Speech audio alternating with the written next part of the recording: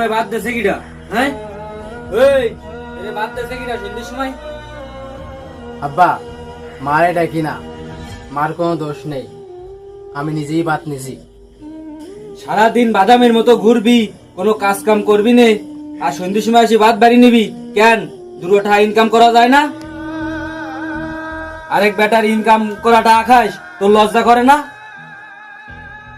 আরেক বেটারটা মানে? আমি তোমার আব্বার তাই খাই। কিডা তোর বাপ? আমি কারোর বাপ না, আর তুই আমার সাবাল না। আমার সাবাল এরম বাদাম মায়ের মতো হতে পারে না। আব্বা, সারাদিনটা পরে আমি খাতি বইছি, কথাগুলো তো তুমি খাওয়ার পরেও বলতে পারতে। এই তুই খাইস কেন? তোর লজ্জা করে না? তুই খাইস কেন? এই বুড়ো বাপের ইনকামের টাকা তুই খাইস কেন? আমার এই বয়সেও কাজ করতে হয়, তোর লজ্জা করে না? তোর তোর কি একটু মায়া হয় না আমার জন্য? এই বুড়ো বয়সেও তুই জন্য আমার কাজ করতে হয়, তুই কি জ্বালাই আমার জীবনটা শেষ হয়ে গেল। বাবা মা অনেক কষ্ট করে ছেলেপেলে মানুষ করে।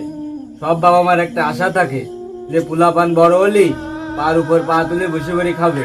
এই বয়সেও আসে, আমার এই বুড়ো বয়সে এসেও আমার কাজ করে খাওয়া লাগতেছে। তুই মরতে পারিস না? তুই মরতে পারিস না?